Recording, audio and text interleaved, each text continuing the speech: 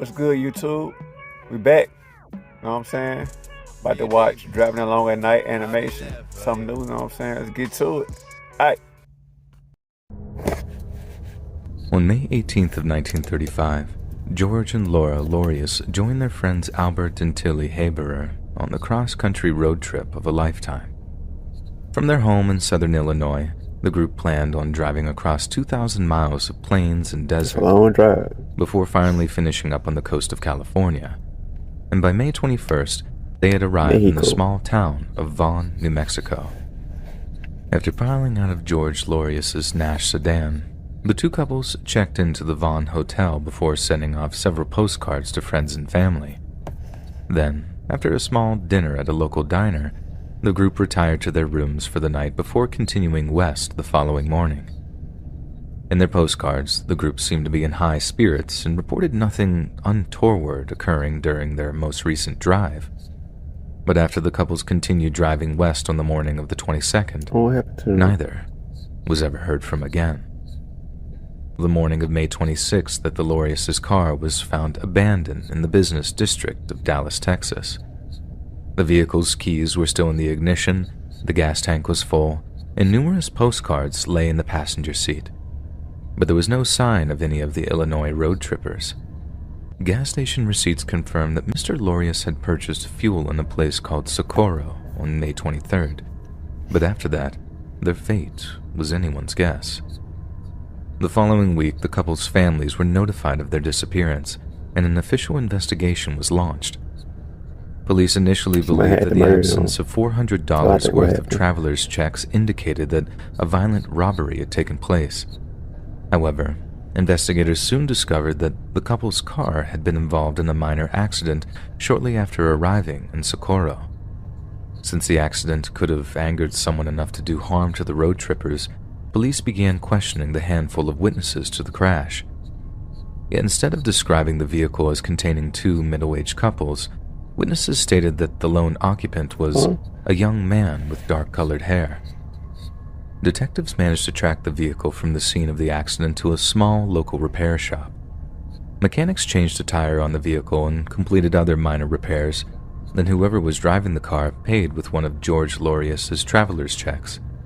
Detectives then followed the trail of cash checks to a motel in El Paso, and then to Dallas, which is where the vehicle was found abandoned on May 26th.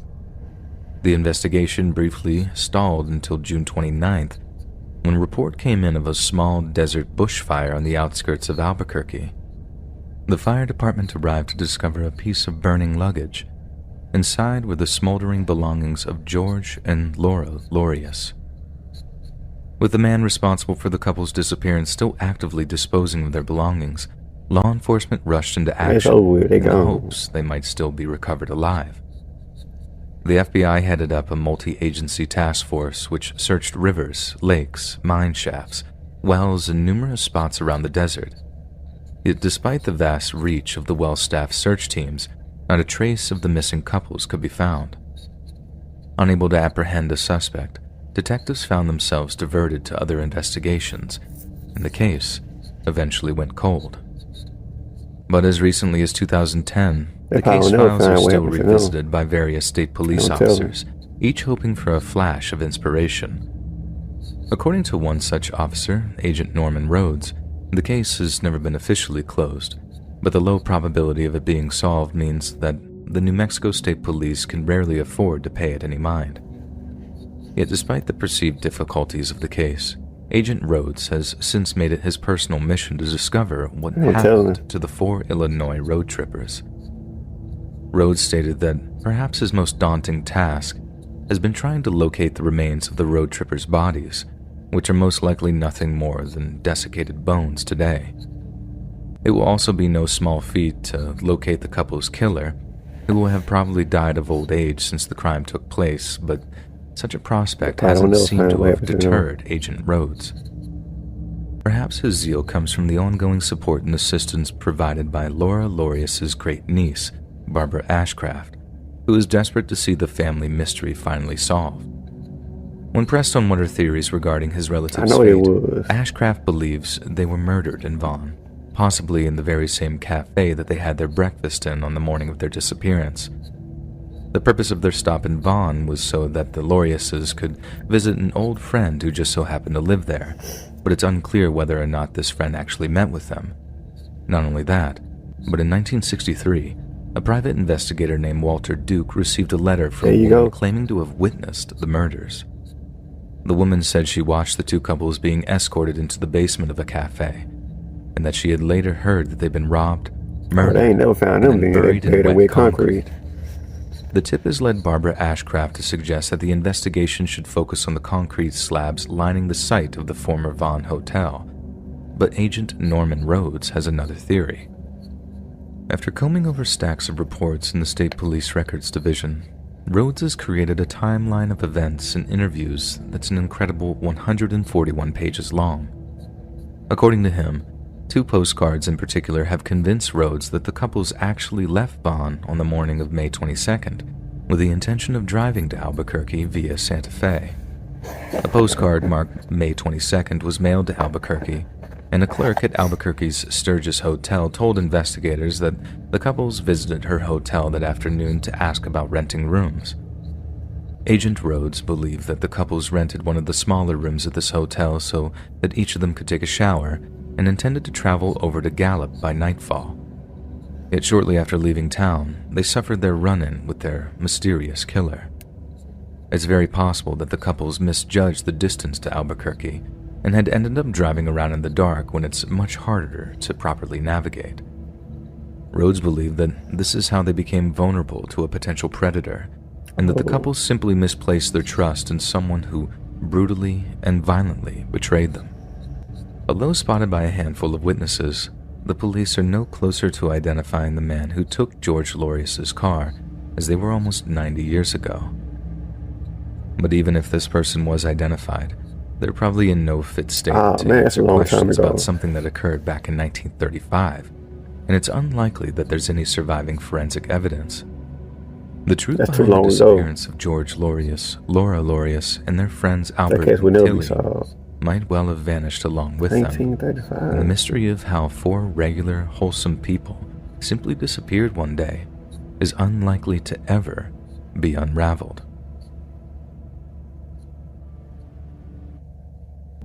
Back in my early 20s, me and my bestie went through a phase of going on road trips every other weekend, and this one time, we planned on driving all the way to San Francisco with a few stops in between. So first day, we're about 4 hours into the drive, and we're going along I-70 in Colorado, coming up on the state line. Around 8 p.m., we pull over at a gas station, and while I'm fueling up, I notice these other 2 girls pumping gas. They looked around the same age as us, like they could have been on a road trip just like we were. But just behind them, at the other pump, was this guy. He looked like he was in his late 30s or early 40s, and the girls can't see him doing it, but he's just staring at these 2 girls with a blank expression on his face, eyes darting back and forth between them as they pumped their gas. It was really creepy, but after a while, the guy went back to seeing to his car, and I went inside of the gas station to grab some snacks as fuel for our night drive up to Salt Lake City. When I walk back out of the gas station, the girls are just leaving in their car, and I take a look around for the creepy truck guy. He's staring at their car again. Then, in a move that seemed so full of bad intention that it actually freaked me out, he suddenly jumped in his truck, then went speeding off in the same direction as the girls did. I'm like, no. If that happened to me and my friend, I'd want someone to have our back too, even if it was just to trail us while dialing 911 or whatever. By the time I caught up with them, the guy was riding their butt with his high beams on, flashing his lights every so often like he was trying to get them to pull over or something. Then right there in front of me, the guy speeds up around the side of the girl's car. Then I can see him leaning over in his seat so he can shout stuff over to them. The next thing I know, the girl's car starts to pull over, and I'm thinking, oh God, no, don't do it. Warn them about something. But the guy in the truck just passes them and keeps going. Maybe because he saw me in his rear view and knew that he couldn't do anything with witnesses. Then me and my friend also pull over right up behind where the girls are parked, and after putting my hazard lights on, we got out to see if they were okay. And they were not okay. The guy was so obviously not a cop, but apparently he'd been yelling at the girls that he was a deputy and that if they didn't pull over, they'd be going to jail.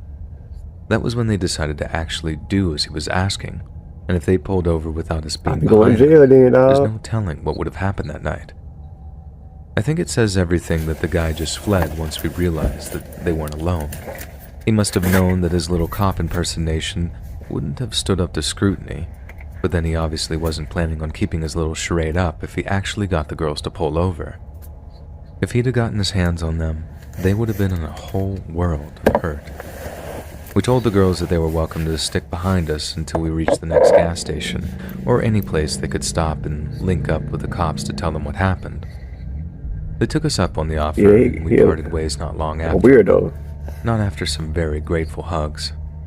Stuff like that made me wonder just how safe me and my friend were.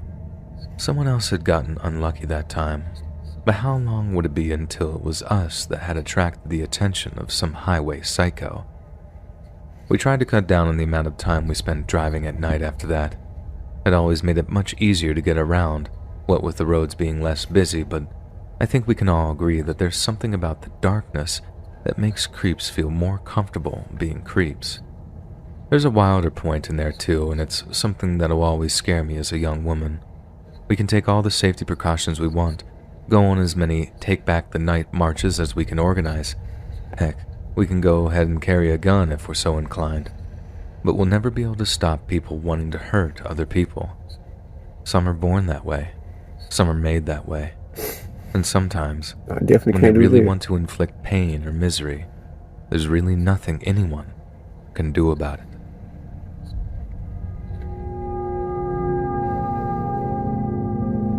Check this out.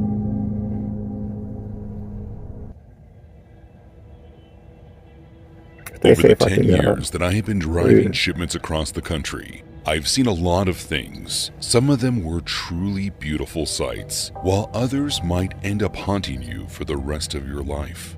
For instance, you never really know what to expect when you enter a truck stop or gas station bathroom. On a good day, the restroom might be recently cleaned out and is entirely empty aside from you. But on a bad day, let's just say they can get pretty bad.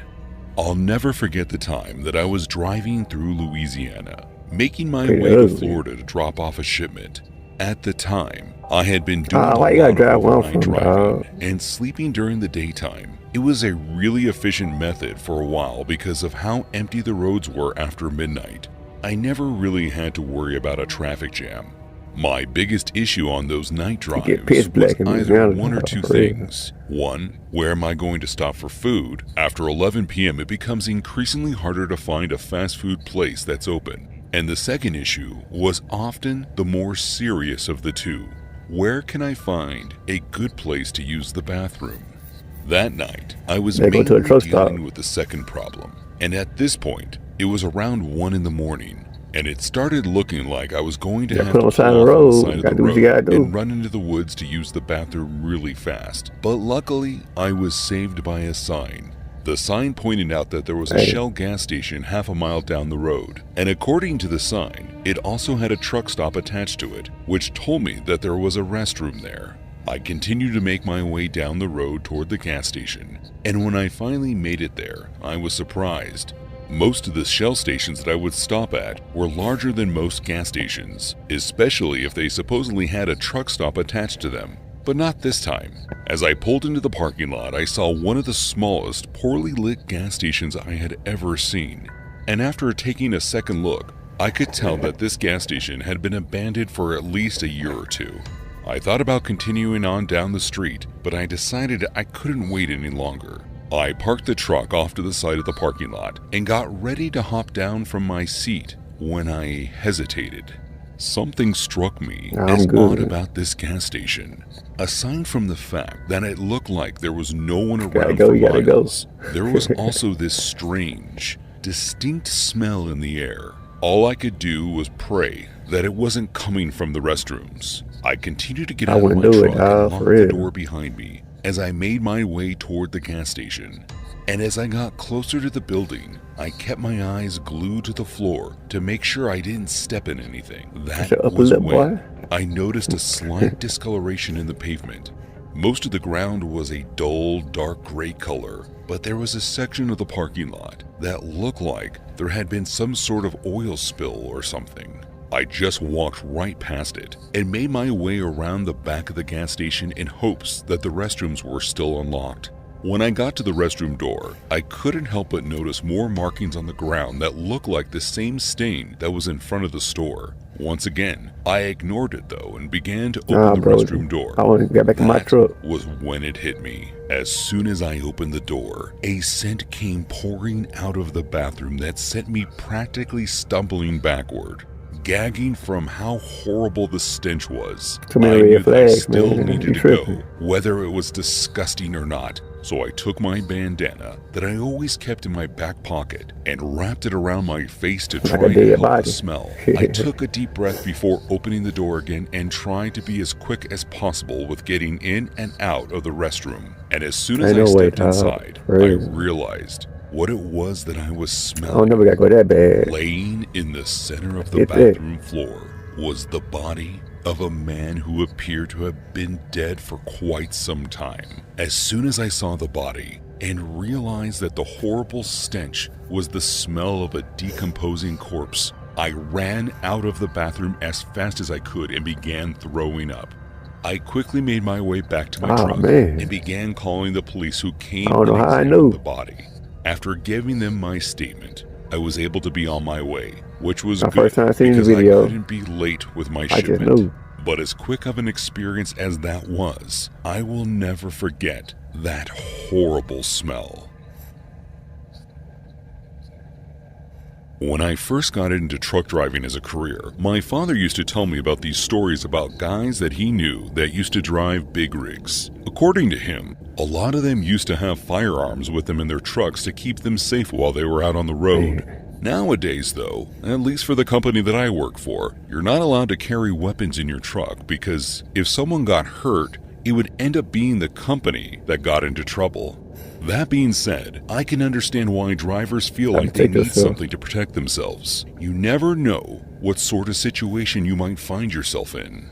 I learned the hard way that you never know what to expect when it comes to being out on the road. Do what you gotta do. It all went down when I was out delivering a shipment for a Kohl's distribution center that had me driving through Illinois. I found myself passing through the Chicago area, and by the time the traffic had dialed itself down a lot, it was probably around 9:30 at night when I found myself being rerouted by the truck's GPS. Apparently, a road had been closed up ahead, so I had to take a short detour. The GPS said that I was only supposed to tack on an extra 35 minutes to my trip, but along the way, things got really hairy. As I was making my way through the new route, I couldn't help but notice it was taking me through a residential neighborhood. Now, it was dark out, so I couldn't quite tell, but from the looks of things, it was like I was driving through a ghost town. Hardly any of the homes that I slowly passed by appeared to have anyone living in them, and many looked like they were in the process of being demolished. For a minute, it was like there was no life around me. That changed the second I turned a corner onto a different block. There were only a few people outside, but I could see a group of friends hanging out on the sidewalk in front of one of the houses. It was nothing too out of the ordinary, so I just continued to drive. However, I would learn that those kids that I saw hanging out were actually lookouts for some of the local gang members in the area. I only found this out when I ended up filing a police report about what happened next.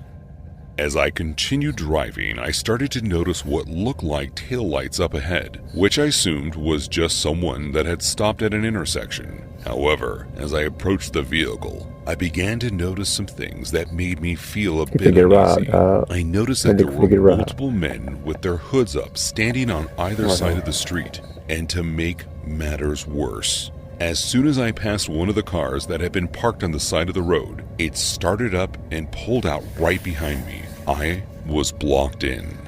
I brought the truck to a stop behind the car that was sitting at the intersection, and within a matter of seconds, I had people at both of the doors of my truck. one of which was pointing a handgun of sorts through the driver's side window, right at my head. I lifted my hands off the steering wheel as one of the men began to order me to get out of the truck. I didn't question him at all and began unbuckling my seatbelt and hopping out of the vehicle. As the man continued to point his gun at me, I saw another hop into the truck and get into the driver's seat. All of the vehicles, including my truck, pulled away from the scene, and I was left there surrounded by 5 men, all grasping their firearms tightly. I thought I was done for. I couldn't even begin to figure out a way for me to make it out of this situation. But to my surprise, they took my wallet and cell phone and then sent me walking in the direction that I had come in. With every step away from them that I took, I was worried that I might hear the sound of gunshots. But thankfully, all I could hear was the sound of the men getting into the other cars that had been parked on the side of the road and then driving away. I made my way to the nearest police station and reported the incident. And honestly, the officers didn't look surprised. I guess carjackings are a normal thing in that area. All in all, they never found the merchandise that was taken. But thankfully, I managed not only to keep my life, but also my job. Do you remember that show, Ice Road Truckers? I used to love that show, especially as a driver myself. Now, I was never in a scenario where I had to drive my massive rig over a frozen lake or anything like that, but I will tell you right now that an icy road can be a death trap for anyone in a truck. It only takes one little slip and you can end your life or the life of somebody else. Driving in the winter is a truly terrifying thing in some states, and I will never forget the time that I almost lost my life on the road that I must have driven down almost 100 times. It was back when I used to drive trucks for a local company, which meant that I was typically only ever driving from the distribution center to the stores in my area. And it was a great gig. I mean, it's one of the few times as a trucker that I actually got to spend almost every night with my family. It also meant that I was driving the same route over and over again. And after a while, they sort of became like second nature. That is until winter hit. This year was projected to be a particularly cold one, and almost every day there was warnings about black ice accumulating on the roadways. So I knew that now, more than any other time in the year, I had to be vigilant and pay attention to the street in front of me. That being said, you can do everything right and still end up slipping. On the day of my accident, everything started out just fine. I knew the roads had the potential to be bad, so I made sure to prepare myself and drive a bit slower than usual, especially when I made it onto one of the main roads in our area known as Crawford Street. Crawford was a very scenic mountain road that was absolutely beautiful to drive down under the right conditions.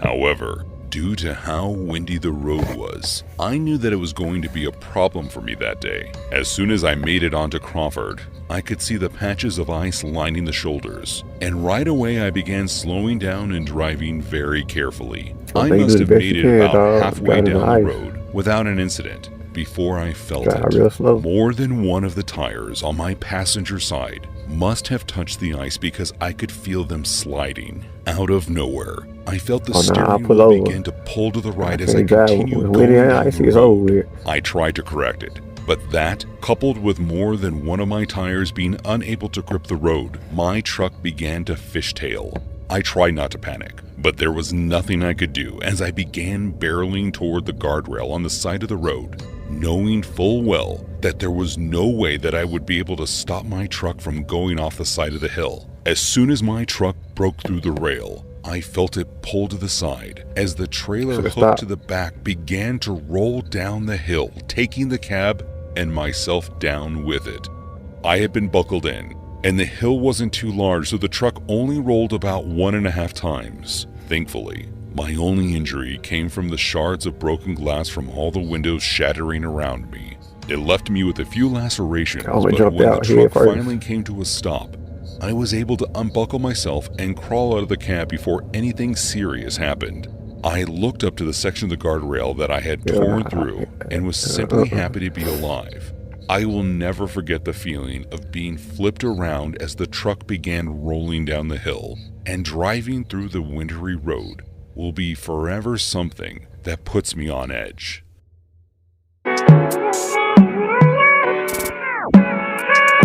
When you need me, I'll be there for you. I'll be there for you. When you need me, I'll be there for you.